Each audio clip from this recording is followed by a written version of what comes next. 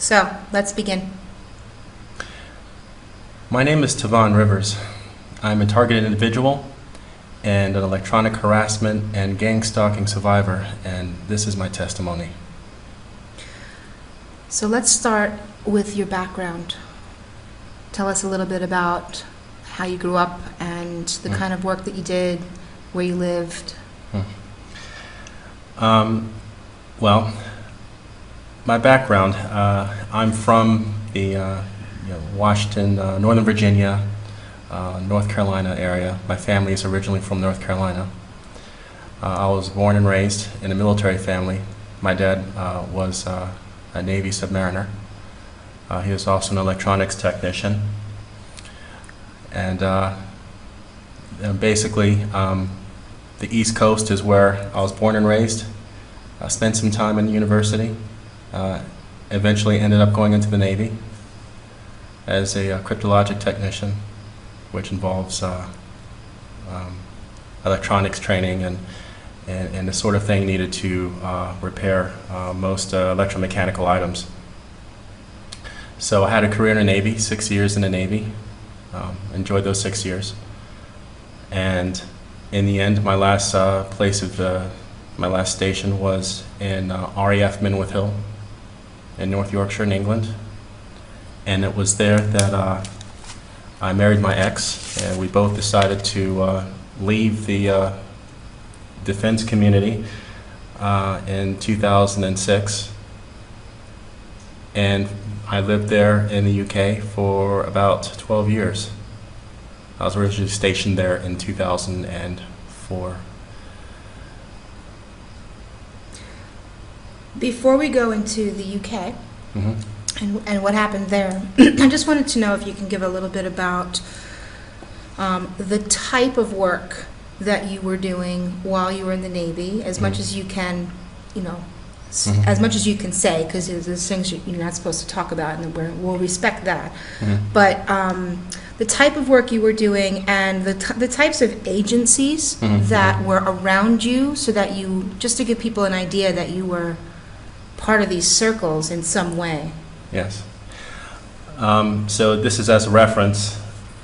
I was a cryptologic technician, and I performed network installation and repair of equipment for installations. So we flew around and repaired equipment. And the things we talk about with regard to electronic harassment later in the interview has nothing to do with anything that I worked on. That although I did have a top secret clearance and I was read into certain programs, they have in no way have anything to do with the things I've experienced since I left the Navy over 12 years ago. And if anyone who's familiar with that kind of community knows that top secret clearances are given out like candy, and doesn't mean that you know anything about any other programs that are going on parallel to what you're working on. So while I was in the Navy, that was pretty much my duty. I repaired electromechanical equipment, network equipment primarily, and I flew around, and that was primarily my job. So you were installing Yeah. all of the equipment for other different projects all over the place, to make sure that the communication systems were set up. That's part of the equipment installation and That's all of right. that. And also just wanted to mention that in the military there is compartmentalization. Yes. So there are many different levels in the military, and most of them are on a need-to-know basis. So Yes, I think that giving out top secret clearance like candy Yes. is a good way of putting it, because that doesn't mean that you really know anything. You're just doing your job, and Yes. you're doing the best that you can do, and you don't know about things that are going on in levels above you. Or beside you. I work next to contractors. Okay. The contractors you work with on some of these projects. But to answer your question with regard to some of the agencies that were using the equipment that we're installing, it did include intelligence agencies as well. Okay. And so I just wanted to ask about between, being an American and then deciding to move and relocate to the UK. Could you just tell us some of your reasons behind wanting to leave America Well, back then? At the time, I enjoyed my time in the Navy personally, as a personal career, especially the friends and the things I learned there. But I had a problem with the direction of politics as far as the war footing. And so I made a conscious decision to leave the military after my 6 years. But I also enjoyed seeing the rest of the world. And at the time, the rest of the world for me was England. I enjoyed the UK. And I thought that what I would try to do is do something away from the military world, the defense world, and go into something more open and free, like art. So I wanted to try to open up a contracting business where I did websites and graphic design, oil painting, doing commissions for things like that. It was also the time when I met my ex, who was also in the defense community, where we both decided, she was British, decided to leave the military world and just go out in the private sector and just break away from that. So now this is where it gets into some interesting things here, because you lived in the UK for about 9 years. Yeah. 9 years, yeah. And you were working different IT jobs Yes. while you were there. And in the beginning, when you met your ex-wife, the two of you left the services together. She was working at a job that you were working at, and that's how you met. Yes. And you both decided to leave that particular world and go on to different careers, right? Yes, Different paths. And the reason I bring that up is because you've spoken about how maybe, looking back in hindsight, that was the problem. Yeah. The fact that you had left that world of, well, describe that time. Well, when I left the Navy while stationed in North Yorkshire, I remember my chain of command. In one sense, they respected my decision to do so, but they encouraged me to go back to the States. And I've always been free-willed. If there's something I'd like to try and explore, I just do it. And so I had mixed reactions from people who were within my chain of command. Some of my colleagues, they understand why I left, but to be honest, anyone who hasn't looked at what's been happening since September 11th, it can be very difficult if you're in the services. And for me, my family, my uncles, they all, I'm like third generation military, so you're told certain stories about how the country runs or how things should run, how things should operate. So when you see certain things happen in your career, you have questions. And it's not from the perspective of someone who doesn't know, but more like from what you've been told from your parents who were military, how things should work. Would you be willing to share that perspective in this interview about your feelings about what you saw around September 11th and what kind of started your questioning process? Yes. I mean, my problem, the questions I've had has always been, well, things like the Twin Towers being hit by a plane, the air defenses being down that day. Yeah, where was all the air defense? Because normally, because your father, who was in the military, told you that there's always going to be some kind, like a plane would never make it in that far without getting shot down. And definitely an object hitting the Pentagon that shouldn't happen either. Right. And where are some of the things that people should look at where are the testimonials of veterans talking about the air defenses on that day? But I remember from a young age, 8 years old, my father at the time had left the Navy. He was working as a contractor in Washington, D.C., and even at that age, and this is still the Cold War, or the end of the Cold War, where he's telling me, if the Russians ever launch missiles at Washington, D.C., there's a whole battery of anti-aircraft weaponry that the United States has. And this is the type of upbringing I was raised in.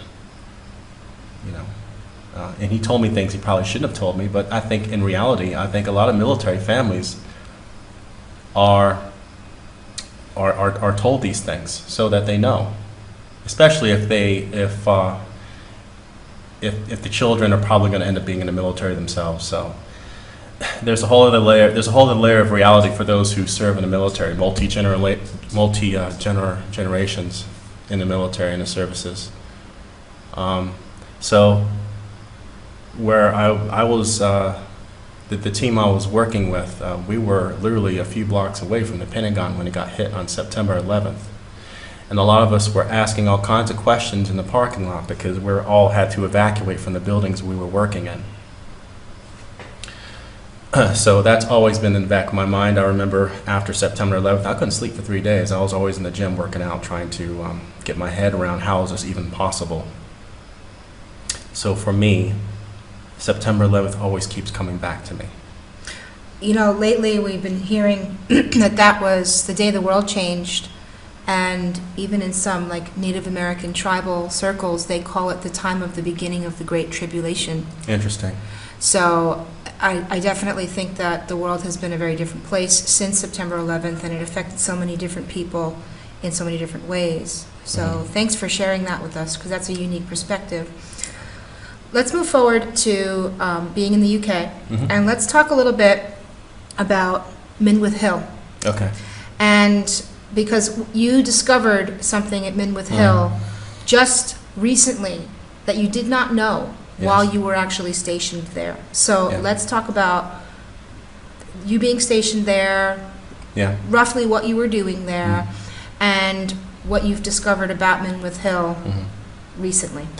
Well, in the past couple of months, well, it's longer than that, since I've been electronically targeted in 2014, I've been trying to find different ways of to remedy the symptoms I've been suffering from this targeting. A lot of the targeting is directed energy. It's meant to induce pain, keep you up at night, and a lot of other things like insomnia and so forth. So when you're doing your research, if you are someone who's a targeted individual, you know, you want to find out what this is, how is the energy delivered, who's responsible for all of this, and as you do your research, you start coming across certain agencies that keep popping up and testimonials by other people who claim to be electronic harassment victims, who've actually filed court cases in the United States or in the Five Eyes in the UK. So I came across some documents by someone who was filing a court case in Britain. And basically what they alleged is that they were an electronic harassment victim, and that they claimed that the electronic harassment was coming from a team out of Minworth Hill. And they presented in this, this documentation is available online, it was public domain, but this was basically a file that they filed to one of the courts in England to basically put a stop to this harassment. And when I saw this document, I was basically floored, because for me it was like there was a loop that was coming full circle. You know, here I am back in 2004 to 2006 stationed in Minworth Hill, and for me a day would be like I'm doing my work on the base, getting out of work, I'm stationed off base, and you know, I work out, and you know, I have a life. And when I drive in the next morning in the base, I see a lot of people protesting. A lot of these were British locals protesting the base being there. And we're trained to just ignore them and just drive on into the base and do your job. Wow. You know, and these people have signs and all kinds of stuff. I didn't tend not to read the signs. I'm just, you know, doing my job. Do you remember what any of the signs said at all? A lot of it is just, you know, the base shouldn't be here. This is British soil. You know, Americans get off the base. Wow. Type of thing. So, you know, but I'm thinking, well, it's just because people don't appreciate the base being there. And at the time I'm thinking, you know, defending the freedoms from terrorism, because, you know, with those radomes, anyone who looks up the base online will see that it's a surveillance type of platform. But someone like me, I was thinking, well, it's to, you know, intercept communications from terrorists, you know. And here I am in 2017, and I find this document by someone who claims that, no, this is a platform that's used to electronically torture people. Now, we're gonna go in depth to what these devices are, what they do. We've done so much together, talking about electronic harassment, showing the patents for all of the different weapons that are out there that are being used on citizens, and there is so much documentation and proof. But this is a really interesting part of your story. I can see that you're getting emotional because it's tough to look back in hindsight and realize that you saw the weapons that were being used that would eventually be turned on you. Yes.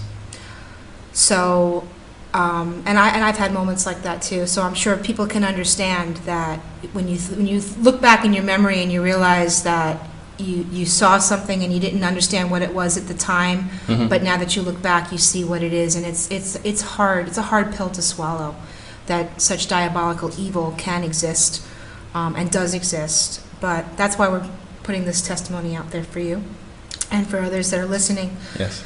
So let's move forward a little bit. So you left Minworth Hill, and by the way, we're going to put a link to the documentation about that lawsuit. So anybody listening to this can go in the description, in the video, or on the blog, and try to find that link so that you can look up the actual court case yourself, so you can see that portion of the story. Yeah. So let's move on to when you first remember your electronic harassment beginning and the gangstalking beginning. And I want to start with the art fair Yes. that you were at. Now, you are an artist, an amazing artist, and we can put some pictures of your work up on this testimony so you can see that the level of skill that Tavon has as an oil painter is really, it's unbelievable. And you spent a lot of time, you went to school for that, and so it's a real talent that you have. You were painting at an art fair, an open area art fair in the UK. Do you want to mention what area of the UK it was in? It was in Cirencester. In Cirencester. And so you were painting, and something happened while you were at this open public event that you have remembered ever since that day, and you think that perhaps this might have been the beginning. Yes. Yeah. To give a bit of background, also during this time, I just recently moved into an apartment complex, having been there for several months, and I was in the middle of a separation. So I was trying to kind of get back on my feet and try to start doing things that I really enjoyed, which was the oil painting.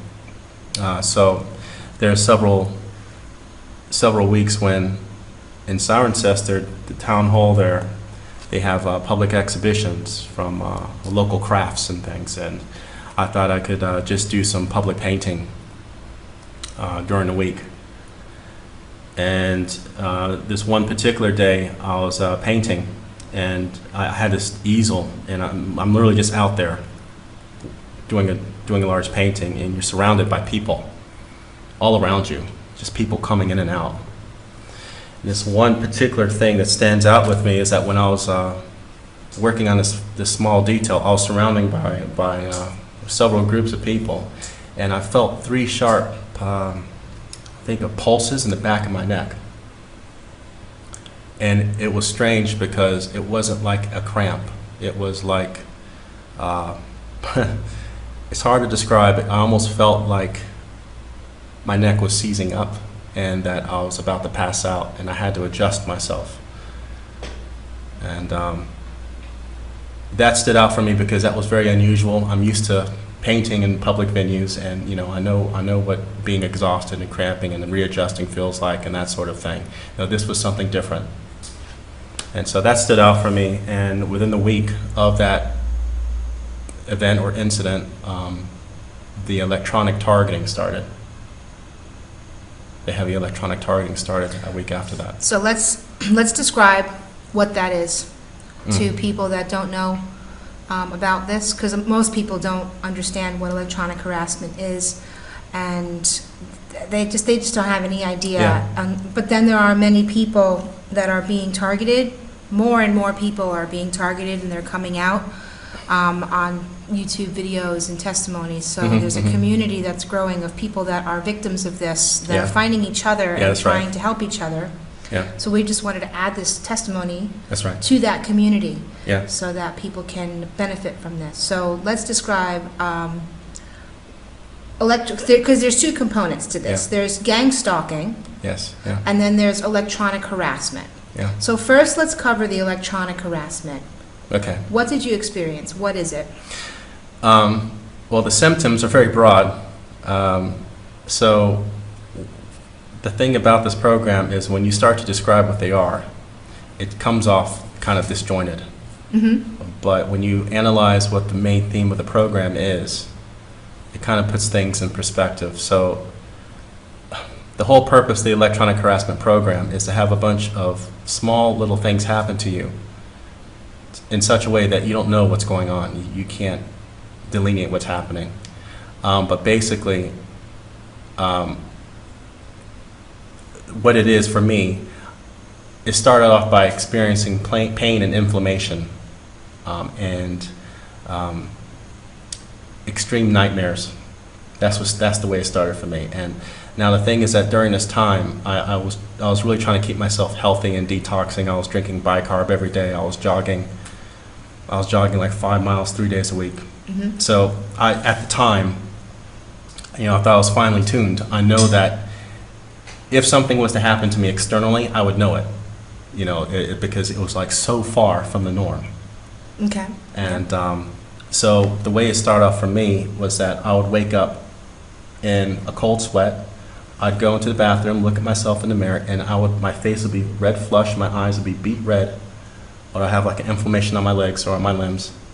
And with no explanation, just what is this? And this would continue over a period of time. And now this happened all in a week period.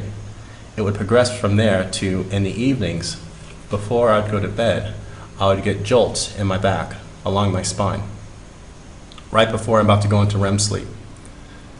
And it's like I couldn't go to sleep. It was like a constant jolt or pain, so that you can't sleep. And so now you have inflammation, you have jolts that keep you awake at night. It just seems to be progressively worse. So you're tired during the day, during your working hours, so you don't perform during work like you should. And just to clarify a little bit, looking now that you've learned what you've learned, Yes, yeah. These symptoms, you believe, Yes.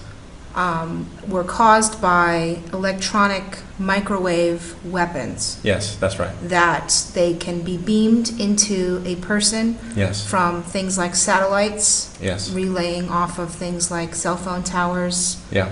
satellite dishes on rooftops, things along those lines. They can use those as a network to beam an electronic microwave into a person's body.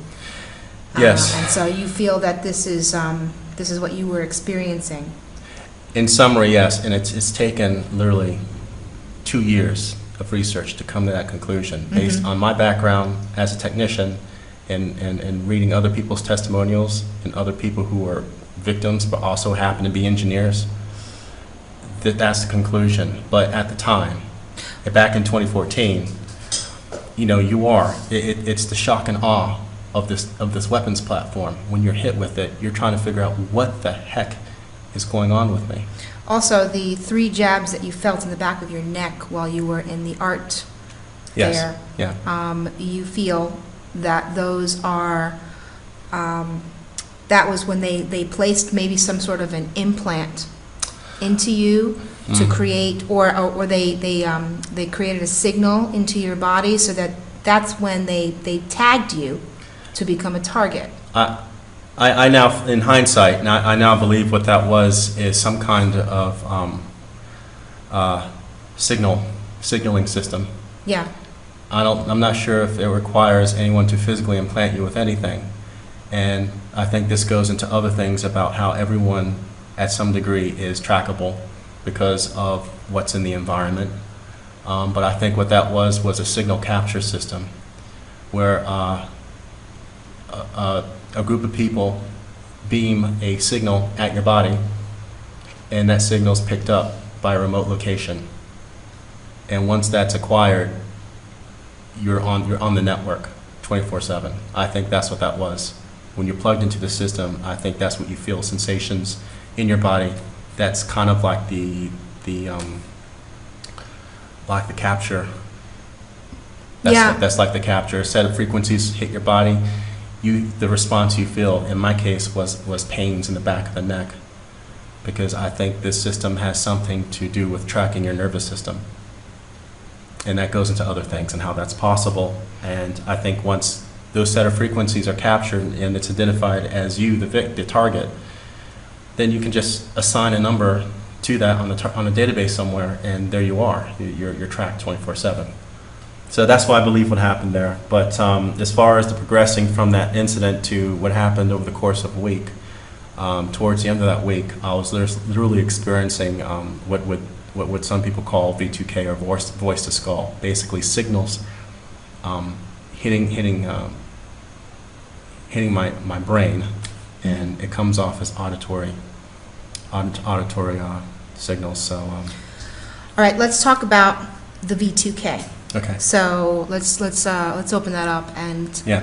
first, V2K stands for Voice to Skull Technology. Voice to skull technology. Yeah. It's also been called the Voice of God Yes. technology. Yeah. And roughly what it is it's the ability to take a sound and beam it through microwaves or frequencies into someone's head, into someone's skull, so that only that person can hear it. Yeah. And this is a very real technology Yes, that's it is. been thoroughly documented. We've done a lot of work explaining it, showing videos and examples to document it and back this up. So it's a real technology that is actually being used by covert operations, Yes. for lack of a better term for it, and it's being used on citizens of many different countries. Specifically, the ones where it's really prevalent is the Five Eyes countries, which would be America, the UK, New Zealand, Australia, and Canada. Yeah. These are the places where it happens the most, but there's a lot of it going on in European countries as well that we've been finding. So now that we've defined what voice V2K is, can you describe your experience with it? So these signals, when it hits the skull, the apparition are voices. And these voices have intelligence to them. You know what the voices are saying to you. So someone's on the other end, either as an operator or through a computer algorithm, speaking a string of sentences that only you, the target, can hear. What kinds of things do they say? For lack of a better word, quite frankly, demonic. But these are things like you are and I think, by the way, these scripts vary. They vary from person to person. I believe these scripts are to destroy the person on all levels so that they have a mental breakdown. But because of, I'll just tell you what the intelligence is of the signals. That's what they call the actual string of sentences. So that if anyone's a veteran out there and they've experienced the same thing, or they've used to work in the contractor community and they're now they're V2K and they're afraid to talk about it, I don't mind talking about it now, because I think some of these scripts are being used on certain sets of people who, quite frankly, are morally upright, are very patriotic of their country, but they don't like corruption. Yeah. So for me, the intelligence would be the following sentences. You're a spy. You're a Russian spy, which is ridiculous, but you're a Russian spy. You hate Israel. You know, I think that's an interesting one. You are a traitor.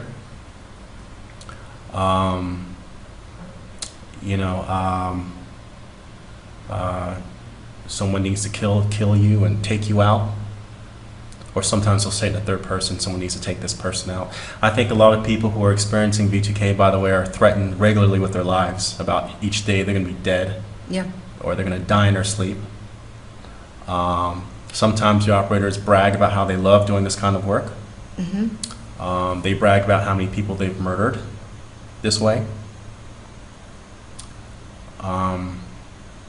The operators assume the role of agents of the CIA or of the UN or of whatever other would be considered a large organization. And I believe a lot of that is a demoralization tactic, so that the individual, the target, feels like there's nothing they can do to fight against this. It's as if this platform, which I pretty much have concluded is decentralized and has to be a multi-billion-dollar military-based platform, has opened a pipe for various people from various organizations to use for their own different purposes. So, for all I know, these operators could be a bunch of delusional psychopaths working for a contractor. The intelligence of the signal can arrive, because it's satellite-based and ground-based, can be thousands of miles away. So although the voice might, and this is again, and also this kind of dismisses the whole idea that it's multiple personality disorder that the person is suffering from. You know, I'm an American, and although the accents from the signals are British in nature. That's interesting. Right. Still, the people who are sending those signals can be in another country that is in no way associated with England. But I think, especially if you're targeted, you need to think along those lines, that a lot of these signals are meant to induce a response, Mm-hmm. to make you think it's someone within the relationship that you had. Because before you can even get in this program, I think I was put under surveillance ever since I left the military and I stayed in Britain. So I think at some degree, MI5, MI6 are involved with putting me on someone's blacklist.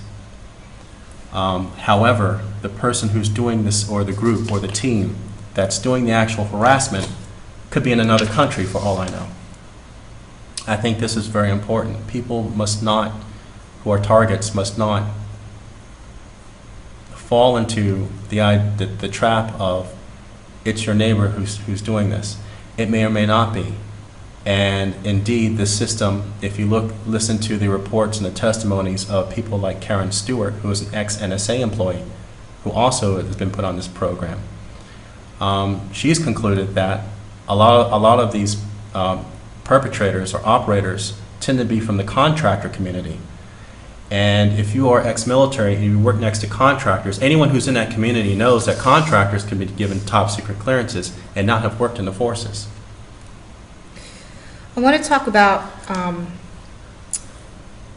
the timing of this, because you had mentioned that you were going through a separation from your ex-wife at the time. Yes. When this activity, we'll call it, Yeah. because there's more to it, there's gangstalking as well, That's right. began.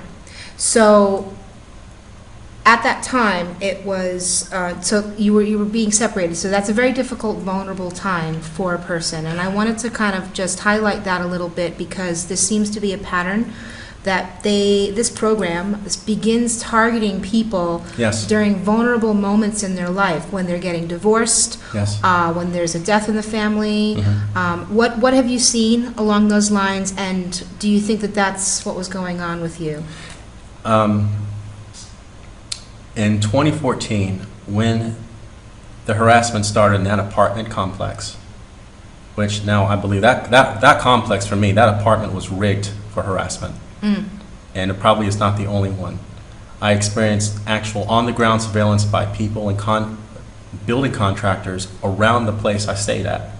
Which, yeah, we're going to get into that when it comes to the gang stalking as well. So I ended up leaving that place.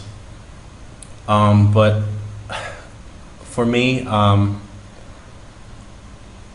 was going through a separation, but it was also a period of time when I had a relationship with someone for a brief period of time, who were friends of ours at the time, and I was dating this person, And there are some strange occurrences around that whole relationship that, for me, I felt very uncomfortable with.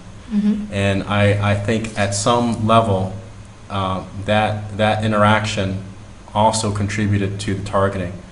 It was, and so what makes this thing complicated is it's as if once you're under surveillance, and it's for a period of years, any groups of people that you're interacting with, especially if it's local within an area, and they have their control grid there with intelligence agents and whatnot,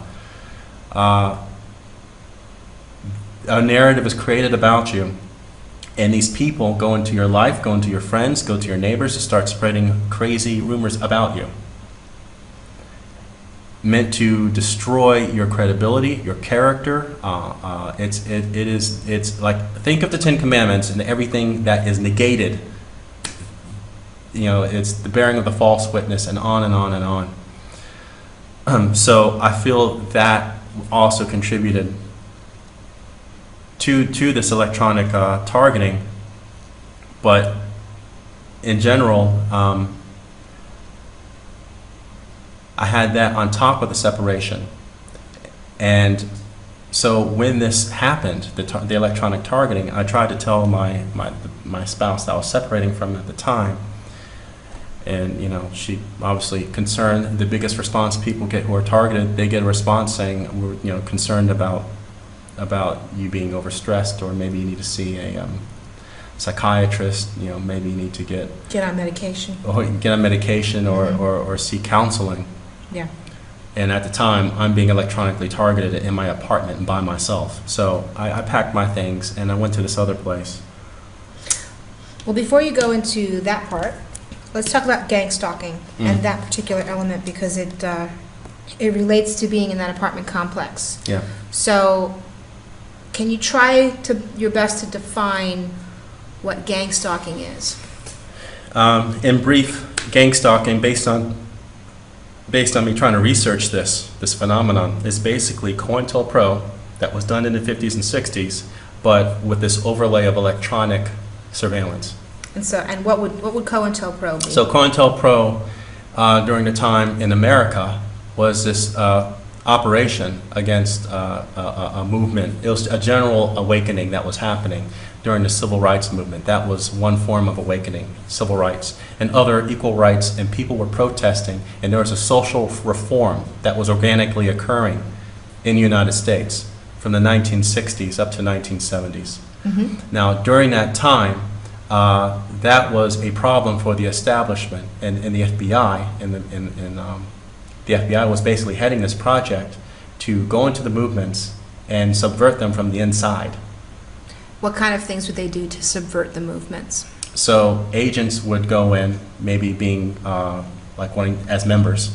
Pretending to be members, you know, really for the cause. So they're like double agents, right? Yeah. So this is espionage. Yeah. So I had to read on this, I had to research this, and they'd go in, so it's either going in as members or things like frame-ups. Leaders of some of these movements, civil rights movements, would you know, like drugs or a bomb or something be planted in their home, their apartment, you know, or in their car, and then they'd be labeled as some kind of terrorist or criminal. You know, people have died over this during that time. But basically, the gang stalking we were talking about is espionage. We're talking about human intelligence done against the population, the local population. So, to just unpack that a little more, what you've seen and found, because we've been researching this together, actually, is that the people that are being employed, and I do mean employed, to do gang stalking activities against other citizens of the country. Not all of them, but many of them are kind of like the dropouts of society. A lot of them are living on the dole, as they might say, people that are, you know, living off of welfare checks.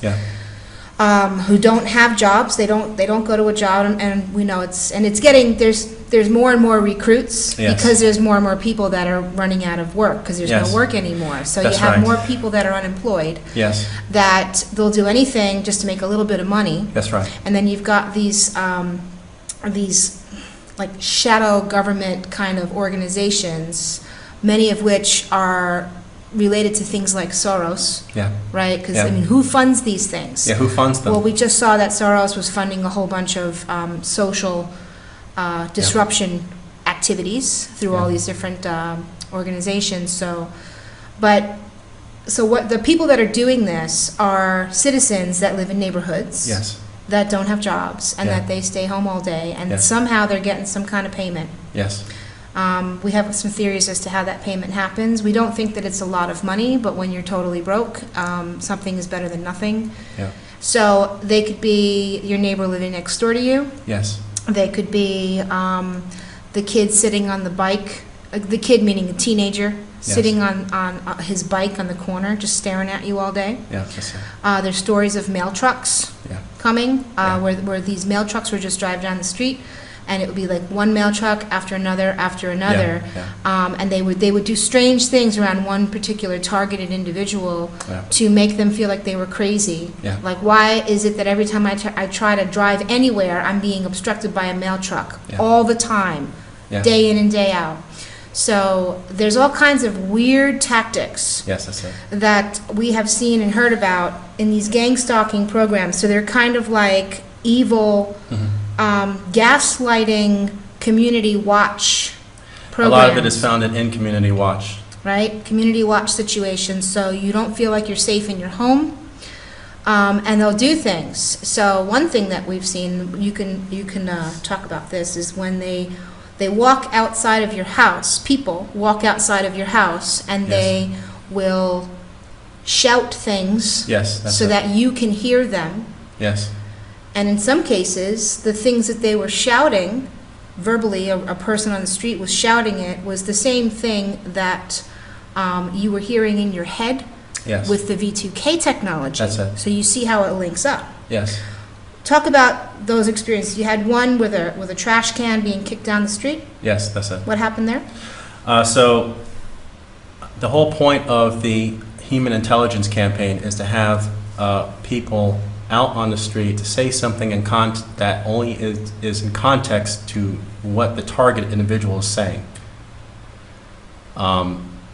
So anyone else who is not part of the program, who's a neighbor, maybe 3 or 4 houses down, would hear someone shouting something. They're like, oh, it's just a crazy person outside. But the targeted person, who's the neighbor next door, it means a lot to them because they know it's part of an operation. And this is the rub. This is where neighborhoods start to break down. So What happened on the? You woke up. yeah, so I woke up like at 3 in the morning Mhm. to someone crashing the trash can in the old apartment that I ended up leaving from, Mhm. saying, oh, Tavon, motherfucker, kicking the trash can down the road, like angry. Now I'm up on the 5th floor. There's no time to react. You can't do anything about that. Someone's downstairs who's a lunatic, Screaming your name screaming your name. in the middle of the night and kicking a trash can to make sure that you wake up and hear that. Yes. And And this is the tactic because they know the response time. There's no way you can find the person by the time you decide to go down 5 flights of steps. mhm. Or you can't look out your window because your visibility is limited to what's below you because it's straight down. Right. So you can't react. There was another. You moved into a different apartment, Yes. a yes. different place after leaving there, and it happened again. Yes. Where and I've been to this particular apartment that you're Yes. talking about, so I know the area. I can Yeah. describe it. It was lots of lawns, not a lot of neighbors, Yes. right? No, normally, yeah. There's not a lot of neighbors, and most of the neighbors are pensioners. Right. Yeah. Older This was- people. This was in England, so it was like not the kind of place that you would see a whole bunch of people walking around in public saying all kinds of stuff, and all of a Yes. sudden, it was like, practically deserted area. There It's wasn't normally- anybody out on normally. the sidewalk, and then, so what, you heard somebody walk by and say something. Well, yes. I mean, it's the similar situation. You get a lot of activity. At the time, the job I was working at, I was allowed to work from home, so I could complete a lot of the calls from home and things like that. So I was at my home most of the time doing my work, and so you can see activity outside. You're like, well, this is unusual, and I mean, it's things that would seem kind of normal, but then again, it's not really normal. Like a fire truck out the front, 45 minutes, 3 days out of the week, no fire. Yeah. People out, someone that was going to cut the lawn next door, talking to a neighbor about you on the property next door.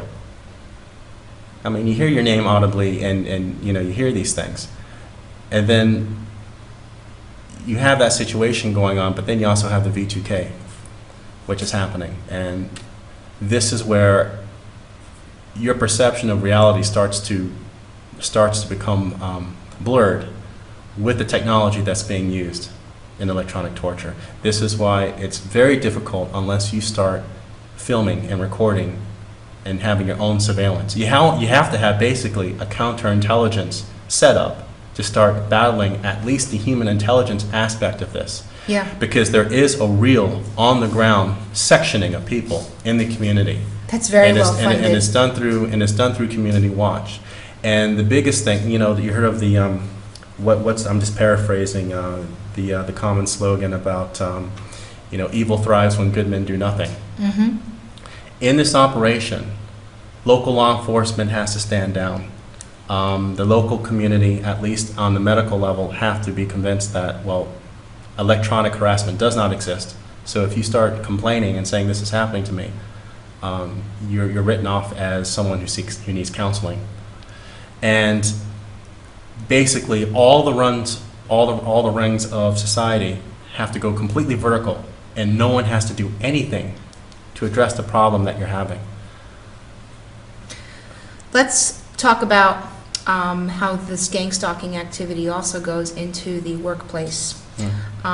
So it's not just the community and your neighbors. Mm-hmm. There is, we've learned Yeah. that there is let's call it a secret file Mm-hmm. that has your name on it. Yes. And you, as an individual, and that file contains all kinds of personal information about you. Yes, that's right. Data that's collected from everywhere. That's right. Right? Including all the social media stuff and people's opinions and whatever. It's a file that's created about you. But you don't ever get to see this file, and Yeah. you don't even know that it exists. Yes, that's right. And inside that file, there's, you were talking about scripts. Mm-hmm. And you can tell that they're reading from a script because you can hear the certain sentences repeated over and over again in the V2K technology. Yeah. But in this case, that file, interestingly, it gets passed around into corporations and areas of employment and business. Yes. And you have a very unique story that you can tell about how you were working at one company, and Yeah. we'll leave the names of the companies out because Yeah, it that's doesn't fine. matter. Doesn't They're all the same, right? Yeah. Big, fancy, well-funded, billion-dollar corporation working in IT, Yeah. right? Yeah. You were in one company and you were interviewing for a position?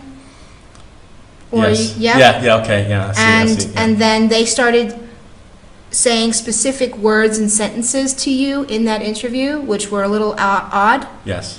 And then you got another job, fast forward a couple years later, Yes. and you're in a completely new job. You were sent to a new company Yes, that's it. to be trained to do something different. Yeah. There was like a merge in the company, Yeah, yeah. right? So all of a That's sudden it. you're sitting in front of this new board of directors of sorts, Mhm. and they're like talking to you, Mhm. and all of a sudden the same flipping sentences Yes. came out of their mouths. They were reading from the script Yes. from the interview that you were in at a completely different company a couple of years prior, and Right. you realized Yeah. that it was part of the file. Just talk a little bit about that. What were they saying? A good, Well, an example of what's talked about here was also mentioned by Karen Stewart that I spoke earlier.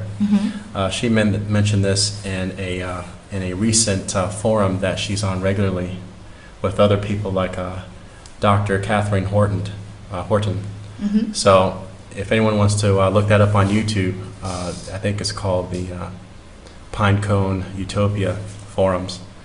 It's with Dr. Catherine Horton and Karen Stewart, and some other people are on there. But Karen mentioned how Karen has gone through a lot of the footwork of legally documenting the human intelligence aspect, and how in this particular area of Florida, how she went to the sheriffs with her evidence about the gangstalking on the ground harassment, and how there's basically a case file. And when she went to the sheriff, he actually went to the car, said, "Hold on 1 minute," went to the car, looked at a stack of folders, saw her name on it, and then didn't want to talk to her.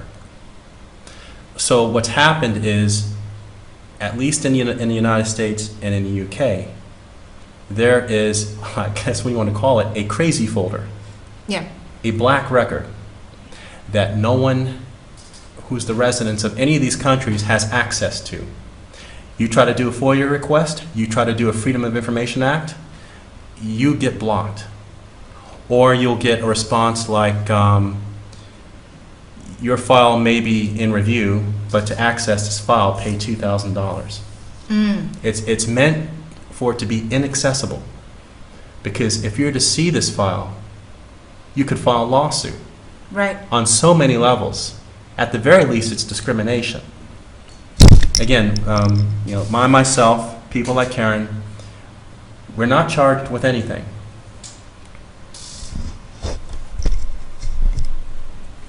We're not formally charged with anything. There have been no claims, not even a driving ticket. Yeah, no criminal record at all. There's no criminal record. But yet you got this surveillance society where every peg of what would be considered a society has been eroded away. So this black record exists, and the way it works is people in the community, some of which probably have no more than a high school education, but they're working for intelligence, or they're working on community watch, and they're paid, perhaps paid by contractors in security services, start spreading rumors about you. It could be on anything. And the thing here is that those very same agencies or contractors have access to your records. If they hack into your internet router, if they hack into your email inbox, if they hack into your Skype, they would have recorded all your conversations. Who you visited on your adult dating site, everything. So what happens is they formulate things that only you would know about, because this is your private information, and then they extrapolate a black record about you. And they go and, I don't know, tell the neighbors anything. But a lot of it is just lies. But it could be anything, and you never know what it is.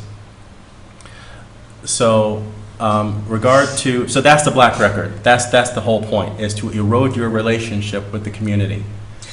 And if you stand out in the community, and if the neighbors, especially if the neighbors are, and we have to really face this as a group of people. If the neighbors can be influenced by money, which within these tight times is understandable, and they don't know you very much, someone could just flash a badge, say something about you, and to be honest, most people will believe that person flashing the badge. And again, this is meant to not keep you informed that anything that has happened. It's meant to create a situation of mistrust. Well, I can certainly attest to seeing stuff like that. I'm sure a lot of people, especially in today's job market, if you are an ambitious person that's highly qualified, you've got college degrees and years of experience, and you're a good employee and letters of recommendation and all of that, and you're trying to apply for a job, job after job after job that you are well qualified for, and you interview really well, and you keep getting these strange rejections, Yes. and you're starting to think that maybe you're crazy, Yes, that's right. it's possible that there is a crazy file It's a crazy file, literally. on you, and as soon as you go in for the interview, the employer receives a copy of that file that says, don't hire this person because they're on a special blacklist and they don't even know it. That's right. Personally, I actually feel that that is possible for me Yes. as well, because I went through a very intense situation like that, which I won't go into now, but I'm sure a lot of people who are trying to find work and who are getting lots of rejection letters from companies that they're really well qualified for, I don't necessarily think that it's just because the job market is so bad. I think that there's a little more to it. Yes. So that was actually one of the deciding moments for you when you went to that. You were at a company, Yes, and the that's right. company merged, and you had to go to a new employer as part of the company, and you were going to get trained to do a new position. Yes, okay. And you had that experience where you realized that they were reading from the crazy file. Right, And that was your deciding moment. And this, Uh-huh. we're actually getting to the end of the hour here, so we're Yeah. just going to take a little bit of a break. Okay, And when we come back, we're going to talk about your bug out, yes. okay? Because okay. you fled the gang stalking, Yeah, and you escaped it, Mhm. and we're going to talk about what that was like and all of the different things that you've done to Mhm. try to combat this and to Okay. become a survivor. thank you. Okay, so now we're back to our second part of your testimony and the interview Yes. that we're doing. And we're going to talk about your bug out, Okay. which is what we call it. But essentially, the harassment Mhm. in all forms got so bad in your life Yeah, that you had to very quickly and Yes. rather unexpectedly Mhm. leave the country you were living in and basically flee for your life. yes, yeah, You were not planning on it. no, You were planning on staying where you were and trying to work things out. So let's start with the sequence of events as they happened, Mhm. where you were working at a company, the company merged, yes. and you thought you were going to stick around Mhm. in the UK for at least another year. Yeah. What happened after that? Well, I have to provide a bit of background to what happened in end of 2008 to 2010. Okay? Before that, before the company that I was employed at, I was working at this previous company. It was another IT company. It was out of Abingdon, Oxfordshire. And when I worked at that company, I experienced something similar in the office place that was not only gaslighting, but electronic type of harassment. And I couldn't make sense of it at the time. I raised a formal complaint with the supervisor. There were some other issues going on where I was being moved between two different departments. Can you just explain what gaslighting is in case someone doesn't know? Okay, well, gaslighting, it's based on a movie, an old black and white movie. But basically, gaslighting is the act of a person performing doing some actions against another person. And then when that victim, the other person, realizes that's what's happening, the first person will say, "No, that's not it. That's not it. It's in your head. You're crazy. You're it's in your crazy. head. You're making it up. That's not what happened." I didn't actually do that. I didn't say that. Right. Yeah. So the gaslight is based on a movie where it's a couple and it's an abusive husband that's doing this to a wife, and she ends up going crazy over it. But he's like moving pictures around and all kinds of stuff, Right. and making her feel like she's crazy. So anyway, this tactic I find later is commonly used to get rid of people in certain organizations, and it was happening to me at this particular IT company by 2010. And by that time, I had enough of it and I left. But it was pretty disruptive for me because there was some level of directed energy, electronic harassment stuff happening in the office place where I was sitting at. And there were some other strange events that were happening in that company, around the company. People, fellow employees I was working with complained of when they were walking on the path within that business park, they saw some surveillance cameras and it turned out that that area, there was a company that was testing surveillance equipment. It wasn't telling anyone. So that area, the reason why I bring the area up is because we did a previous show in 2014, which is basically, this is a relaunch of that show.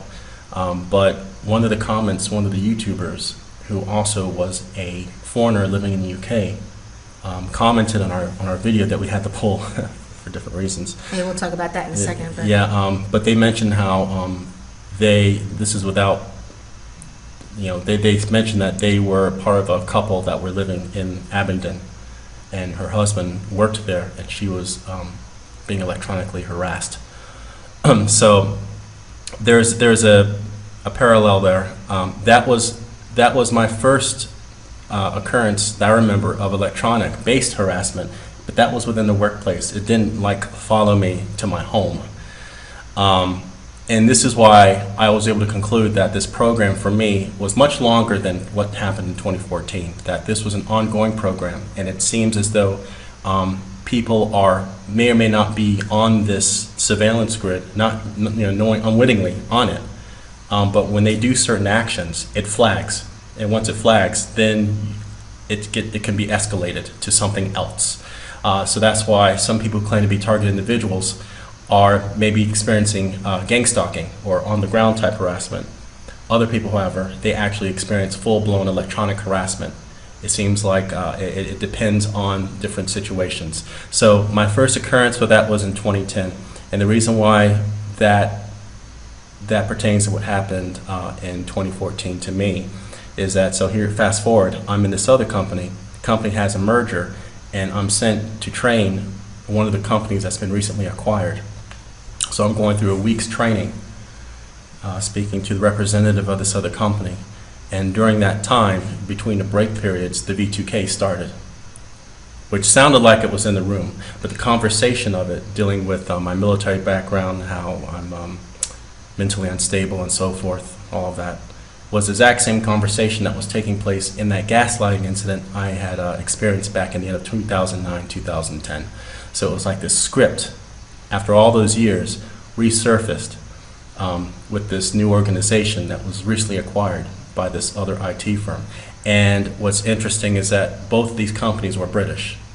The company that was doing the acquiring was an American company that was based in England. And in that company, I hadn't experienced electronic harassment. So, yeah, that's what happened. When that happened to me, and I realized that the company was being structured, and in that department I was in, people were being asked to basically move to other departments or be made redundant. At the same time, at the new place I had moved to, I started experiencing insomnia, electronic pulses, which is called electroshock, where I couldn't sleep at night. I think the area I was in, I was being hit heavy with electromagnetic radiation. It was very painful. Parts of my body where I was getting shocks, like around my heart muscle, around the back of my neck, so I couldn't sleep. This was in Oxfordshire? This was in Oxfordshire. Because you were living in Oxfordshire at this time. Yeah, so this was the place I had moved to from Cirencester, where I experienced the initial electronic harassment. I felt ill constantly, as if I was I felt almost like lethargic. So normally, if you're exercising and you're doing all these things, you recover and you feel better. The next day, you feel refreshed. I wasn't feeling that. I was actually feeling weaker and more ill. And I tried everything. I mean, I tried changing my diet. I tried lightening up on the amount of working out. It was almost as if the more I worked out, the sicker I was getting, the more lethargic I was getting, on top of the electronic harassment. And I think the electronic harassment wears down the body's immune system. And over time, I really felt like my life was in danger. And when I took the sum total, this was when I contacted you. I contacted family members at home. And we started praying. Got deep in prayer. Well, let me add a little bit to this part of the story for people who are listening. So, Tavon and I are dating. We're partners, and we had just started dating around this time. We met at a build for a free energy device that my family was working on, which is a very highly sensitive topic, so I feel that I was targeted as well because of the work that I was involved in. Tavon is an engineer, so he was interested in the device, and he came to a live build in the UK, and that's where we met in person. But we had known about each other online before that, and we had started dating shortly after that, and he came to visit me in Morocco because I had just moved to Morocco, and I said, why don't you come out and spend, you know, a little vacation in Morocco? And at the time, I had no idea that he was experiencing these things. So he came to visit me. We had a house on the beach, and he was, you know, getting some nice sunshine and fresh sea water, and, you know, just to have a little bit of a vacation or holiday, because it was around October. October, yeah. So it was rainy and gloomy in England at that time. So he was like, yeah, sure. So he came out, we spent some time together, and then he went back to England. And we had started dating at that point, like I said, so we were going to do a long-distance relationship until we can figure out some way to be together. That was the plan in the beginning. Yeah. But because of this electronic harassment and gang stalking that Tavon was going through, he literally packed up his whole life in 4 days. Yes, 4 days. And left very quickly. So this is what happened from my perspective, right? I was trying to talk to him, and we would do Skype calls, and I sensed that there was something panicked in his voice, and I was trying to ask him, you know, what's going on? Are you okay? And he basically was just like, I don't know if I can really talk about it, because he felt like that the line was tapped and that he was being monitored.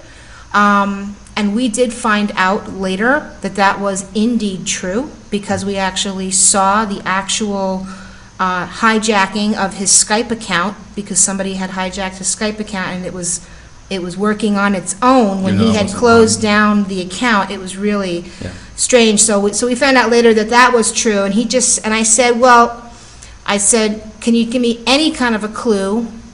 And I said, and I'll go look it up. Yeah. And I think this is an important part of the story for a lot of targeted individuals, because most people that are going through this feel like they're crazy, and they try telling people close to them, and they're told by the people that they love, oh, well, maybe you're crazy, you need to go see a shrink, go get on some kind of medication, I don't know what's wrong with you, you're schizophrenic, like, you know, they're just, I don't believe you, is the basic scenario that a lot of victims get. Nobody believes them. But I'm not that kind of person. You know, I'm a little out of the box, I guess, right? So I said, I want to know what it is, tell me what it is, and I'll do my homework and I'll go look it up, so that he didn't have to feel like he had to explain it to me on a tapped line, right? So he said, just look up the words Gangstalking and V2K. And I said, okay.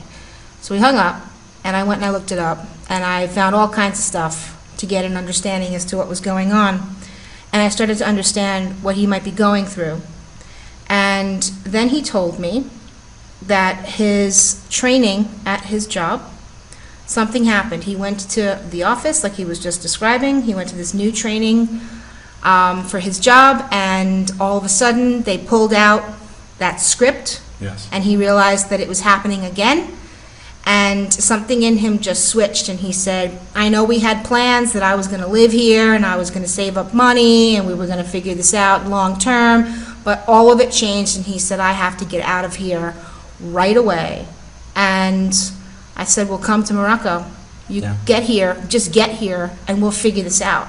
We'll figure this out together. And within 4 days, he packed up everything in his house, which was small. He had a storage unit. He had to get all of his stuff sold off or given away or emptied out of the storage unit. Give it away. Right? Give it away. Gave it all away. You had to put in your time from your job and say, I quit. You had to give back the computer for the job. You had to do all of that, and then book a plane ticket with whatever savings you had left. To book a plane ticket to get on the first flight that you could to Morocco. That's right. And the last night before he left his apartment, what we actually went through is he was afraid for his life, and he thought that they were going to kill him. Mhm. And I'm petrified that that was going to happen. So what I did was I said, I tell you what, let's stay on a Skype call together, and every half hour while you're packing your bags, check in with me. And we will, and and I stayed up with him all night long, Yeah. checking in with him every half hour to make sure that he was still there, that he was still okay, and helping, like saying, don't forget to pack your socks, like helping him with the logistics of packing his stuff Yeah. so that he can get on a plane. So that is the beginning of his healing, I would say, because as Yeah. soon as you landed in Morocco, you left the grid Yes. of the gang stalking Yeah. and the electronic harassment. So, So from here, I want to go forward and just ask you about your journey to healing. mhm. We'll start with the grid concept. Can you explain the grids of this technology? Based on the testimony of other people who are targeted individuals, including those who are ex-intelligence, the grid system is a decentralized platform that includes a satellite-based weapons system, and it's primarily a maser, similar to ground-penetrating type technology. So depending on what level you are in the program or what list you're on, you can be harassed anywhere in the world. That's the whole purpose of it. So if you are in any of the more Western countries where this apparently has been implemented and is to a certain refined state, you can be, a lot of directed energy can be focused in one spot, and you can experience all kinds of electromagnetic torture. So you have this 21st century based technology, but then when it comes to trying to find any kind of legal avenue to combating this, everything seems to be based in the 19th century. So it's like the medical profession doesn't talk about this. Psychologists will dismiss this. Is this all of a sudden microwave energy doesn't exist? Yeah, It doesn't matter how many patents you pull, and show. how many military documents claim this technology is not only exists but is in use. How many testimonies there are of people, which seem to be rising exponentially on the internet, especially from 2014 when I looked. There's hardly anything on YouTube, but now all kinds of people claim to be targeted individuals. So I think there's a COINTEL aspect that's currently underway here. The point is there's a lot of people who claim that this is happening to, and all of this is dismissed. So I think this is going to come to a head. But needless to say, if it's not Western countries that are using this platform, from, again, like what Karen Stewart would say, it also looks like certain developing countries, like total dictatorships, also have this technology. How is that possible? If it's not Western countries that people are claiming to be basically being held hostage at this virtual fascist system, you have people in total dictatorships or countries like even like in India, the Philippines, or certain parts of Africa, where people claim to be victims of V2K, where otherwise they don't have, there's a lot of modern infrastructure they don't have, but they have that. So this system has been given and is decentralized, and it seems to be given to a criminal underclass. But what I will say for my own personal healing, a lot of the human gang stalking aspect is gone. They have to do other things to try that kind of thing here. And that's because you like the community watch stuff, right? So Yes. it's not like people outside your house doing weird things because you're in a foreign country. That's right. English is not the main language here. Yeah. There are tourists here, and there have been a couple of incidences where Yes. you looked and said, "Who's that person, and what Yes. are they doing?" Yeah. But for the most part, it's a completely different climate. So the only way that they can get to you is via like satellite, Electronic means. electronic means. And so before we go into that, I want to just expound a little bit about your background and knowledge when it comes to technology. And I think this is probably what makes you they picked the wrong guy, right? Because if this happens to other people who don't understand the way basic technology works, or the way frequencies work, radio waves and all of that, then this would be really hard for someone to figure out. And the goals of this program is to make someone get on drugs Yeah. or commit suicide. Yes. It's basically a really horrific population control program. Yes. So when it comes to somebody like you, so you've got your training, as we said earlier, in the Navy as a technician, but you've spent 16 years at least of your life as an engineer, Yeah. doing clean energy research. So this involves things around Nikola Tesla's technology, radio waves, transmissions, frequencies, sound, vibration, radiant energy, electricity, all these different types of technology. And you actually build devices and do experiments for using technology. You know, experiments where you're building machines that generate energy and electricity. You build contraptions and machines that send small pulses through the body in order to heal the body from bacterias and things like that. And you've gotten into orgonite Yes. Yeah. as well, because you understand the technology and the science about how these things work. So for somebody like you who is being targeted by electronic weapons, you have a different take on it because Yes. you understand the effect of these weapons because you've been trained in some of this stuff. Yeah. So taking it from there, let's talk about some of your experimenting, Okay. on your road to healing. Because the first thing you had to do was get rid of the physical environment, Yeah. which was to get out of the grid of the UK and move to a foreign country where Yeah. the grid was less dense. Yeah. Right? We'll just call it that Yeah, that's because it, it pretty much got rid of that aspect, so it was a little bit better. And there was a bit of a break from the signals, Yes. so it was like it took them a while to find you again because it was just like a GPS. Think about a GPS and like you bleep off the map Yeah. for about a month, and then it takes them a while to find your signal again. Yeah. That's it. And so then they found you again, and then they started using the V2K and the signals again, because we were living at that time in a very highly populated city area with lots and lots and lots of cell phone towers that could easily be used as transmitters to pick up these waves from the UK. That's right. Yeah. Because you said that you were hearing voices Yeah. from the voice-to-skull technology while you were in Morocco, and this is actually, I hate to say it, but this is actually a little funny, because, and at this point, Tavon and I are together, and he would tell me about this, and because I believe him and I've been on this journey with him, I would say, well, what are they saying now?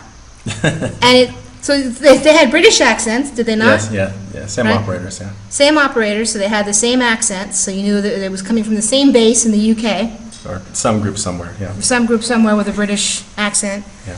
beaming over to you. And they were saying, what were the things they were saying now? Well, a lot of it is scripted, but frustration, just general. They were frustrated. Yeah, just frustration. They were frustrated with you. Having to leave the country. What's important is that especially if you are a V2K victim or someone who's being electronically targeted, you want to remove yourself from a place that is dense in electromagnetic radiation. I mean, if they're hitting you heavy, there's certain parts of the world that are inundated with radiation coming from cell towers, Gwyn towers, any kind of powerful transmitter. But to be honest, I mean, you can be in one of the most remote spots on the planet and still be hit with the signal. And I believe what's happening is there's a decentralized network that is flooding the whole planet with these frequencies. And your frequency is but a set of a larger set of frequencies that's flooding the planet. And your body is like a radio receiver. Now the way radios work, like the old crystal radios, is a signal comes out from a transmitter, a radio station tower. It doesn't need to know where the receiver is located.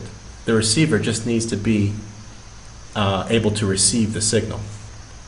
So the point is, your body is like that. If you're anywhere where the signal is being transmitted, you're going to receive the signal. So in that respect, they don't necessarily, the operators of this technology, don't need to know exactly where you are. If they know you are in a general area, they just need to flood the whole space with these frequencies with the guarantee that you will receive it, because all our bodies are different, and they have your set of frequencies, and when you're hit with it, they know that you're going to receive the signal. Now, from that point forward, the technology is a lot like the way radar works. Basically, your body's turned into a dirty circuit, and they're relying on that to be able to do what they do to you. But yeah, general frustration is if you leave an area that is their control grid and you go somewhere else, they have to increase the power levels. That they have to. There's other systems of that they have to put in place to change the program so that they can continue to harass you. Because once you're on this network, the whole point is to destroy you and to murder you, to kill you. Right. So when you left, you basically tripled their budget requirements to pursue you. Anyone who's in this program, you need to make it as expensive as possible for these people. Right. And which, again, it's convenient to have a QE to infinity situation if you could just print money. I think there's an aspect of this that plays into the depopulation agenda that probably needs to be looked at by other academic researchers. But I think that this program is so expensive. The budget for this has to be huge. Enormous, and that it requires both government and private billion-dollar foundations, companies, agencies to implement. It has to be massive, but it is decentralized, which is why when people are asked who you think is responsible for this, you're looking at every intelligence agency that is tied to a multi-billion-dollar military complex, which includes military contractors, government officials, and on the ground, you're talking about people from the judges on down who are told to look the other way and to take payment for it. So what you're looking at is a grassroots fascist system. Oh, wow. That's taking over several countries at the same time. And if you want to talk about something that is ubiquitous, that tracks everybody, that's how you have a complete tracking system. It's not going to be a bunch of police officers barging into your house and putting a barcode on the back of your neck. It's going to be something that's already on you or in you that you don't know about, and you're already uplinked to a network and you don't know. And so that's how you're tracked. So you can have a big brother system in place. The thing is that who wants to go through the final rollout of making it legal? And I think that's where this system is at right now. It's just trying to remove people who have been deemed undesirable and trying to do it in a way so that all the legs of the legal justice system is removed. You know, it's funny because, well, it's not funny, actually. I had a dear friend who had a respect for their privacy. I won't mention who they were, but I had a dear friend who actually recently passed away. And she passed away under very suspicious circumstances. She was very healthy, and all of a sudden she just suddenly got cancer and died within like a few weeks. And the last time I spoke to her, because she was interested in our little company that we've put together called Fix the World, and she said to me, if you really want to fix the world, make them turn off the machines. And I didn't know what she meant by that at the time, but she was highly versed in what we're talking about now, because I didn't understand what machines, you know, all the, like, you mean like the industrial machines? No, the Gangstalking, electronic harassment, frequency emitting machines, and there are testimonies of people just suddenly getting cancer because they can actually generate a frequency and beam it into your body and give you cancer. And there's a huge testimony by Barry Trower. Barry Trower, yes. Who is an ex-Royal Navy MI5 agent. Yes. Who is an expert on microwave technology, who talks all about... Everybody needs to hear that testimony. Yeah, you need to hear that testimony. So we'll put that link below as well. let's just move forward again with your healing journey. Okay, And yes. the reason, the way I want to break this out, have you break this out, is that the battle that you had to fight and are still fighting against this kind of weaponry and harassment and, you know, being a target, it's both physical and spiritual. Yes. So first, let's cover all the physical things, the Okay. scientific things, Okay. and then after that, we'll touch upon the spiritual elements of this battle, because at its root, it is demonic, Yes. and it comes from the satanic, Luciferian worshiping elite, Yes. and we know this. Yes. But first, let's go through physical things. So you just described how you got out of the grid, Yes. so that physically removed you from the grid and made it more difficult. So that got rid of some of the targeting, but you still had voices, and they were frustrated. Yes. You could hear the frustration in their voices.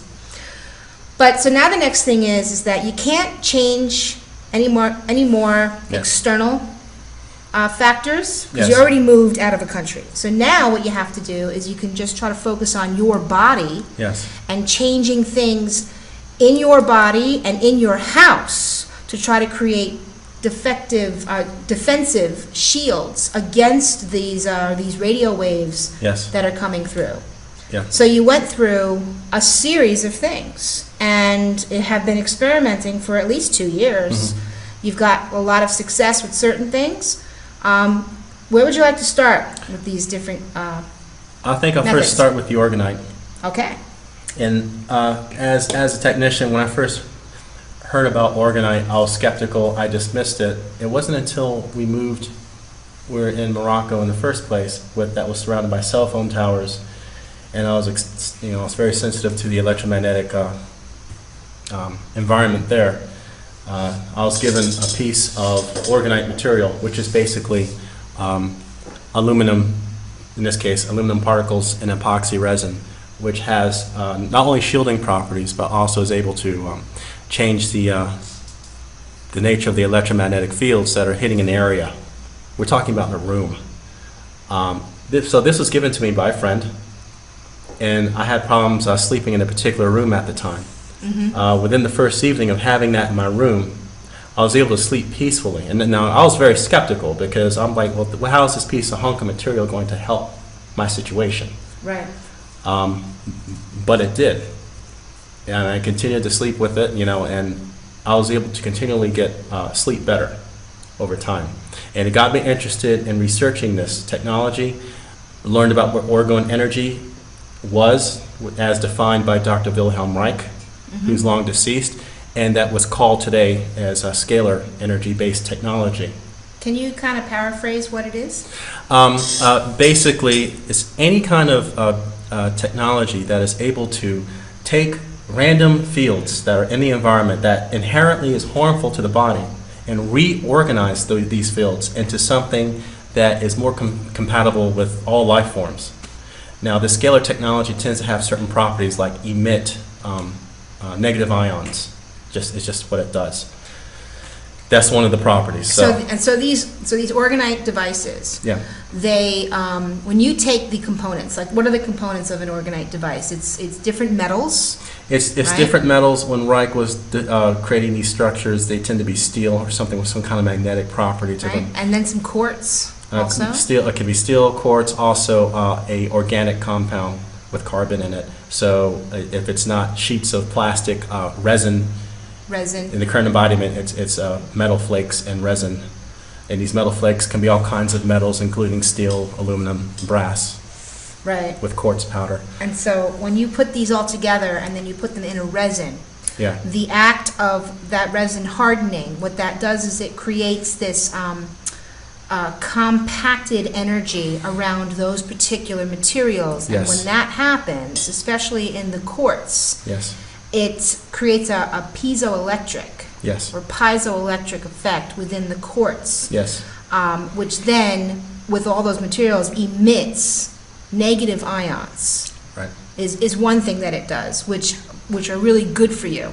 and they help to change the energy in the environment to make it more healthy for human beings and health. That's right. And this technology is measurable.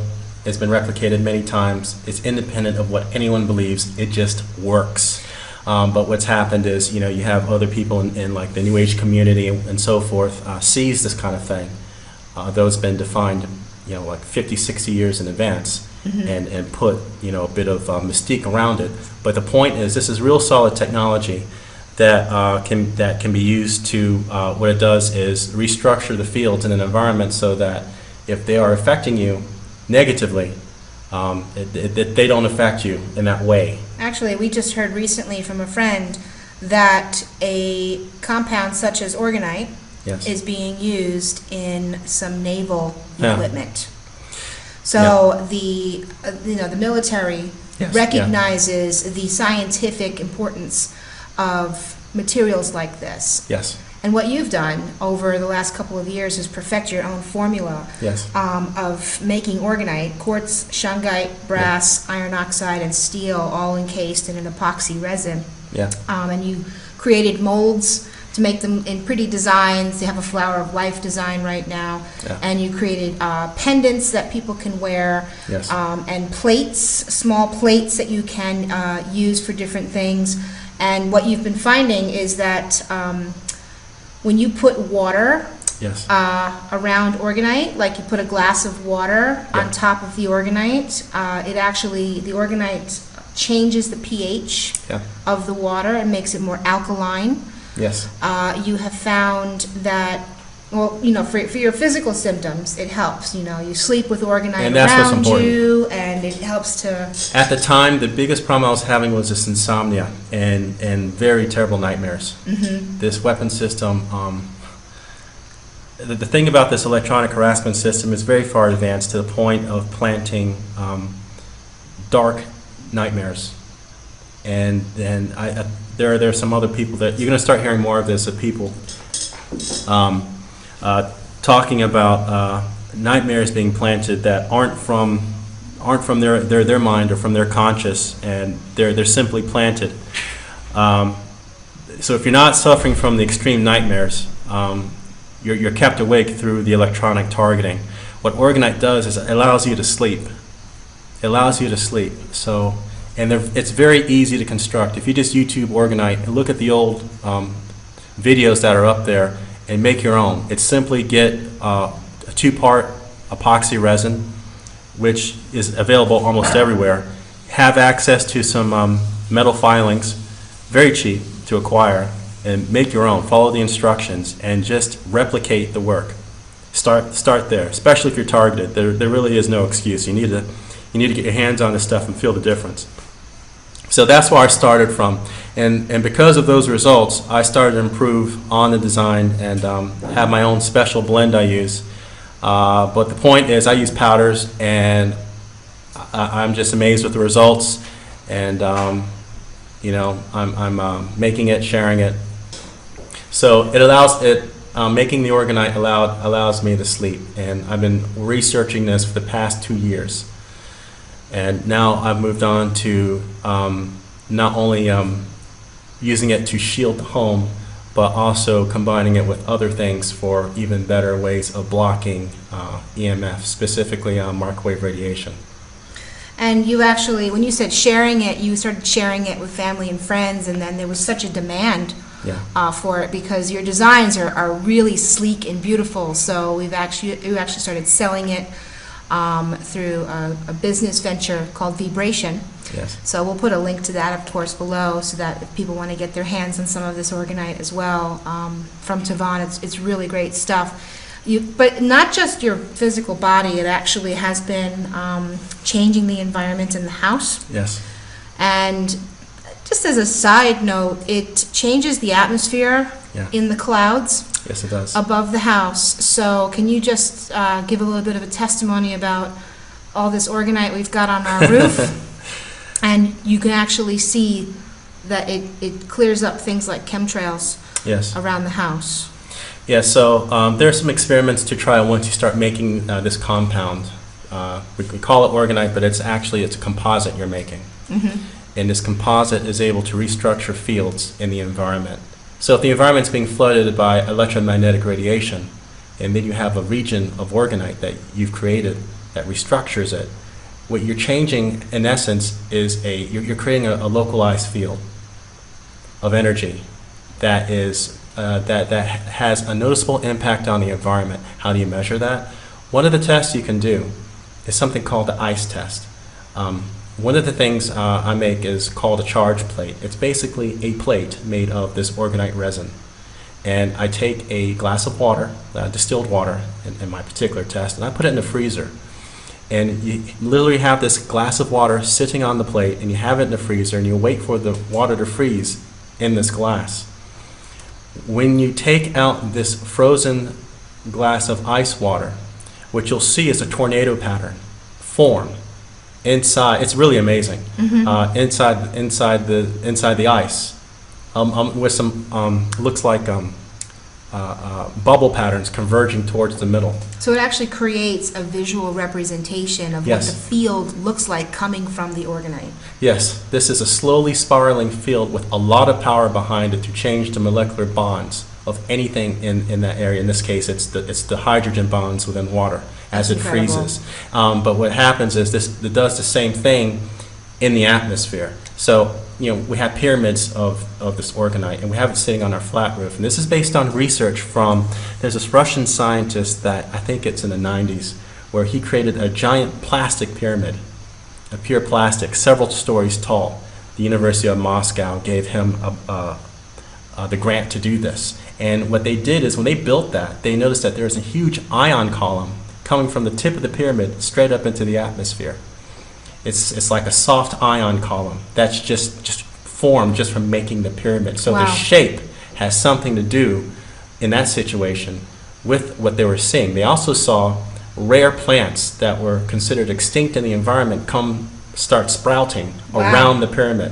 So we're talking about a level of science that isn't easily discussed, but the same thing is with this orgonite. We have these little resin orgonite pyramids on our flat roof, and what we noticed is that when we put them there, we had this gray sky with some chemtrail activity open up into this blue open patch around Above our us house. when we started making these Yeah. pyramids. And I've been making them ever since, and sharing them with people, selling them to other people, and it's amazing. It really is an amazing technology. It also has electromagnetic shielding properties. So anyone who's targeted needs to start getting involved and learn what this technology is all about. You're going to feel the difference, especially if you've been targeted for a while. Beautiful. Let's also go into some more of the physical aspects. We found tracking patents Yes, for root canals. yes, Okay, so we found a series of patents that have been registered on Google Patents where they are putting tracking devices inside of people's root canals without even telling them. yes, that's it. So you had one Yeah. in your mouth from a dentist in the UK, Yes. and we actually had a device that was able to, Yeah, RF detector. it was an RF detector, and when you put it close to your mouth, it started going off. The device started registering a signal coming out of your tooth. Yeah.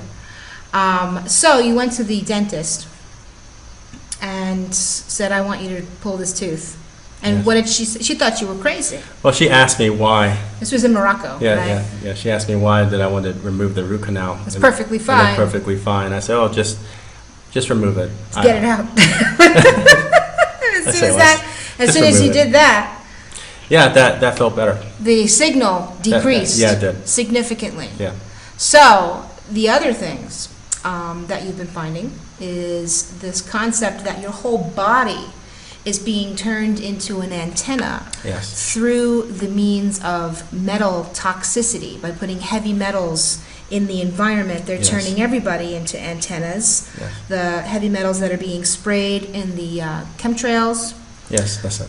We found smart dust, which are little teeny weeny microchips that are the size of a fleck of dust. Yes. There's things like biofilm.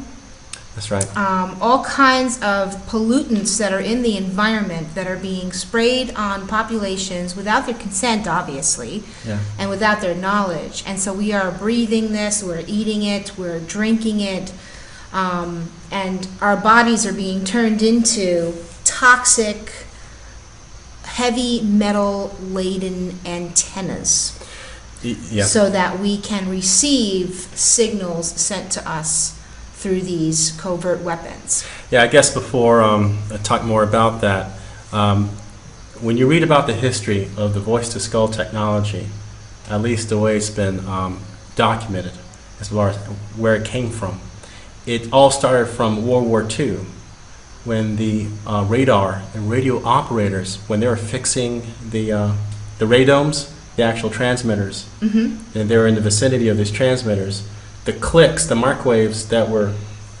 within the vicinity of the radio operator, the technician who was fixing it, they were hearing clicks in their head.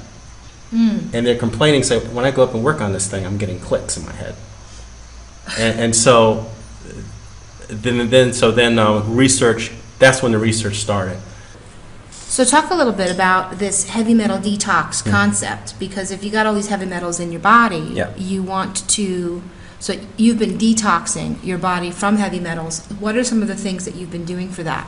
Okay, so the reason why I had to go into a background about the V2K being clicks that were detectable by people in World War II is because if you think of the diet or what's going on in the environment then compared to now, you can make an argument that people weren't suffering from so much heavy metal toxicity. So there is a level of, no matter what, if this kind of radiation is being beamed at someone, even if they're healthy, they probably will detect a signal if they're on the network. But however, what happens when you throw in the smart dust, when you throw in, if you might have had an actual physical implant in you, or if you just if you're just toxic with heavy metals, especially aluminum, barium, and these heavy metals, you are more trackable. So instead of you being like a small dot on someone's radar screen, you're like a giant blip. Well, aluminum and barium and strontium also, right? And strontium, yeah, especially radioactive particles Those are found in chemtrails. found in chemtrails and also in the environment. But the chemtrails seem to really speed it up. And the Yeah. whole point is to have almost like dozens of ways, hundreds of ways of being trackable. That's all in your body. But the things are that you want to detox yourself from these things. So a heavy metal detox is the start. Detox yourself from all these heavy metals. So you have to look up how to detox barium, how to detox aluminum, strontium, all these heavy metals from your body. And you want to make your body as clean as possible. What that does is that reduces your footprint, your trackable footprint. And what it also does is it alleviate a lot of the symptoms that people are suffering from. A lot of these conditions that can be induced in the body from this radiation is because these metal particles are in your nervous system or on your skin or internally in your body, along with the other things. And is that these are points where the radiation can latch onto to induce inflammations, to induce triggering things like the heart muscle and these other things. So you want to remove these things from your body. And so that's what's important here. A detox regime, and to do it as a lifelong thing. It's not something you just get rid of after a couple months, you'll be okay. You have to look at this as this is your new lifestyle now. Yeah. To clean your body constantly, because we're being sprayed constantly. And also the other stuff that's going on, like the food. Exactly. The GMO food, the fluoride in the water, all of these, major problems that many people are becoming more and more aware of. And, if you're listening to this and you're not a targeted individual and you don't feel like you've been targeted, Yes. these are really good practices anyway. The That's right. orgonite is really good to have around your house just to clean the environment Yes. around your house, just so that you and your family are healthier and happier and sleep better.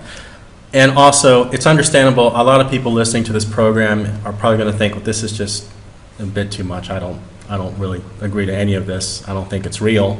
But what's really important is that just have this in the back of your head, in the back of your mind, so that if you or a loved one or your cousin or nephew experiences these things, you have this information to fall back on.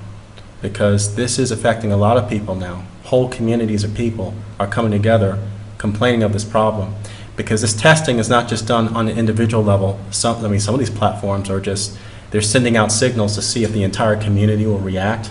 Oh, yeah. You got areas where people are dying of like cancer clusters, and the people are at the community are complaining that it's the cell tower.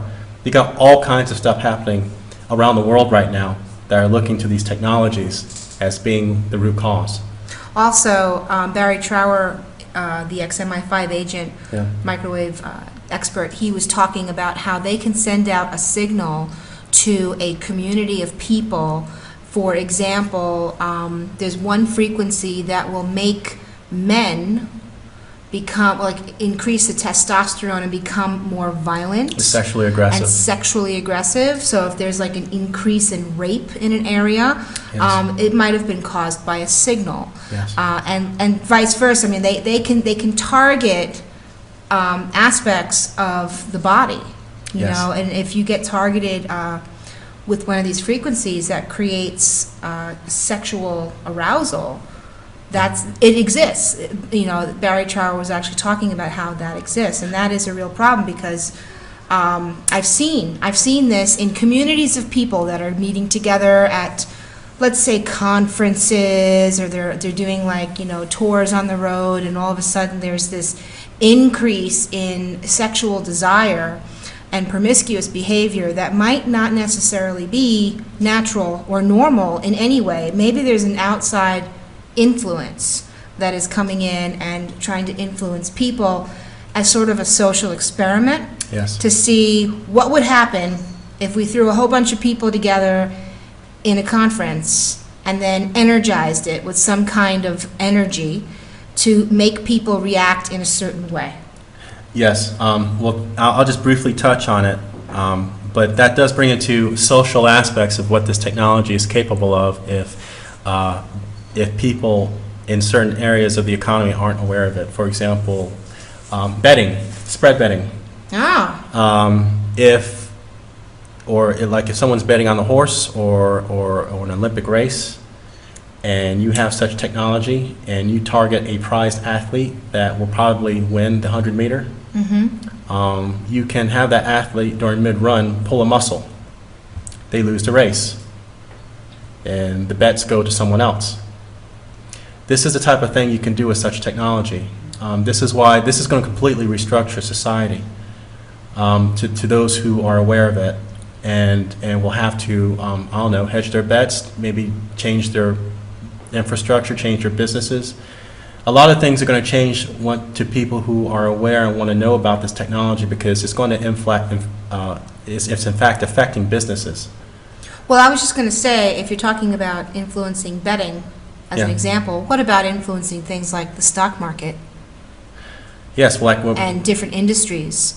For example, I know that they have things for the weather, right? If a Yeah. crop does well, or if a crop fails, people make tons of money off of insurance on crops failing. Yes. So, you know, controlling the weather is one reason why they're doing that, is to influence the stock market and to manipulate the money system. Yes. And economies that way. So, of course, they're probably using this technology to help rig the markets as well. So I suspect this technology has been used so much that other agencies and governments and businesses around the world are aware of it, and they probably have their own version of the technology. And you probably have groups having countermeasures against the technology to the best of their ability. But you know, it really is hard to block scalar type radiation, but you can change the form of it. You can reorganize it. It's just, we're talking about a whole new market, a whole new science. It's just not taught, and the general population at the moment is held victim to it. To those who are willing to look at the information, you know, at least they're going to have something as a hedge of protection by programs like ours on what to do to you know, to at least survive it. Yeah. Now, let's, and by the way, we've written a book that puts a lot of this information in there, because you were saying before that maybe people would dismiss it, but we've done our best to put this information together in a book so that we can show the proof. We show things like blood tests Yes. that prove that the orgonite works a certain way on human health. Yeah. We show all the patents for the technology, Yes. testimonies from people in the field. I mean, as much proof and evidence as we could have come together with in the last couple of years. Yes. And we put it all in this book for people. And we'll put a link to that book down at the bottom as well. It's called Forbidden Tech. And there's all of this is in that book also. Let's round out this testimony and interview with the spiritual battle, Okay. because we're talking about all the physical stuff, right? Mhm, mhm. But a human being is not just a body. No. We have a mind and a heart and a spirit and a soul and emotions that come from that. So there's two sides to fighting against this if you are a targeted individual. And Yes. probably the first thing you've got to do is the spiritual battle. Yes. Because if you can do that first, it allows you to follow up with the physical things. So talk about how you handled this spiritually. My spiritual journey, because I think beforehand, I mean, I was living in a lifestyle where I was distant from Christ. I am a follower of the way. I did consider myself to be a Christian, but fallen away from my faith, especially during the separation. A really tough time for me. But when I became targeted, and especially when I was leaving that situation out of the UK, I got deep into prayer, and from that point forward started my new journey and becoming closer to my faith, which is in Jesus Christ, and I had to pray regularly. There's an aspect of this technology that people need to be aware of, and it isn't like to be discussed among people in the community who were trying to give their testimony, but I think it's very important to mention to people who are listening to this, is that there is a spiritual aspect to this. Mm-hmm. And the people on the other side of this platform are not just psychopathic. They really do believe they're gods. They really do want. They have a real hatred of humanity. They have a religion. It is a religion. The people on the other It's side. not, and it's not. Don't just assume it's any kind of atheism. They really do have.